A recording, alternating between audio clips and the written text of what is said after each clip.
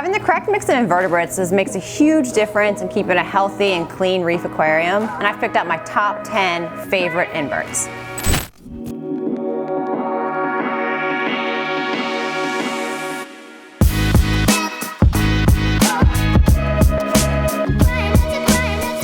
TROCHUS snails are best all-around snail for your reef aquarium for multiple reasons. First is they have a huge appetite for not only regular green algae, but also cyanobacteria and diatoms, which can be a big problem in reef aquariums.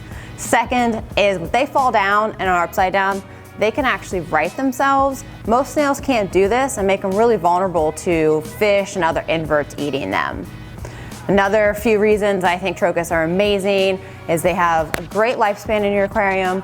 They can actually reproduce. We've got tons of babies in our aquariums here from them, and they're just really easy to keep.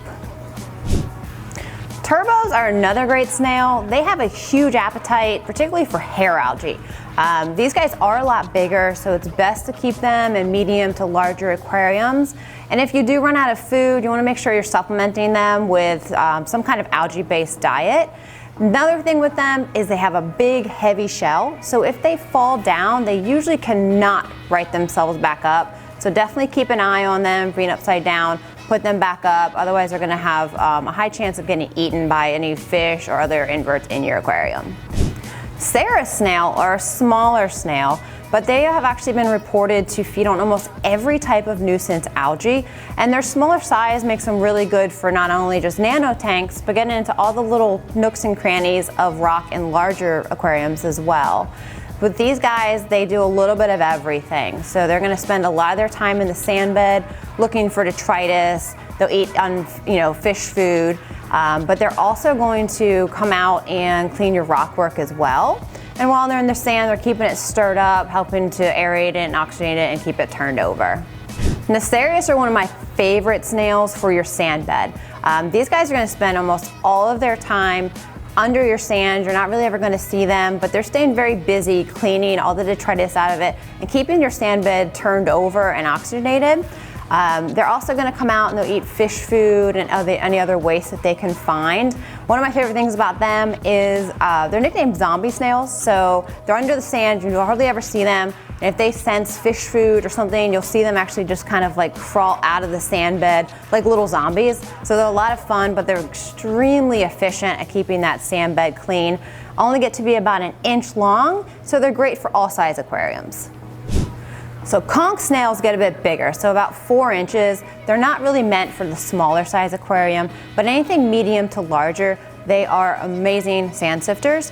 Due to their bigger size, they're gonna stir up your sand bed quite a bit, but they're also gonna come to the surface regularly, eat fish food, and they're gonna also take care of cyanobacteria on your sand bed, which is really important because it can be kind of hard to fight off cyano.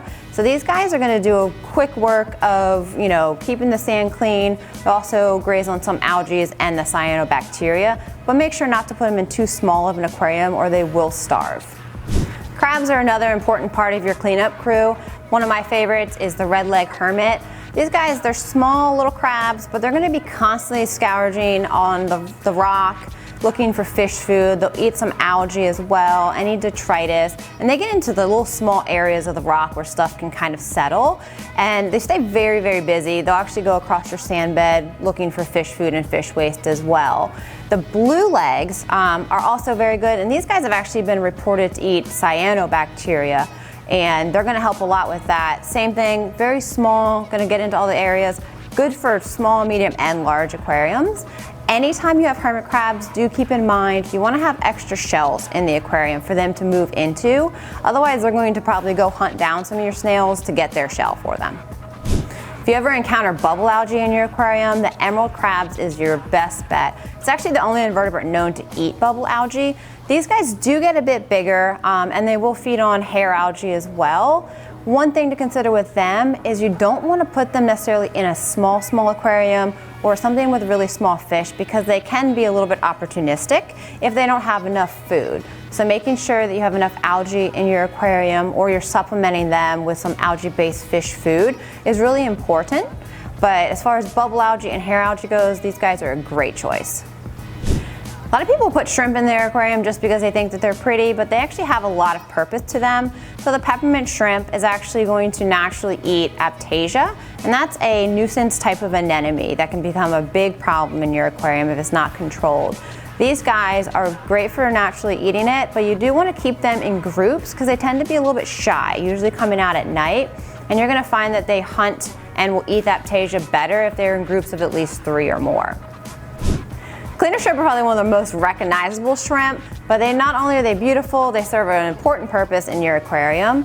So they're actually going to clean your fish of parasites and dead tissue, which really helps in control of things like ick.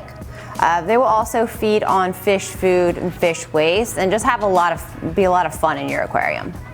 Now there's a lot more invertebrates out there that you can use in your aquarium, but these are my go-to top 10 that I think do the best job. They're easily accessible and they do well in a home aquarium.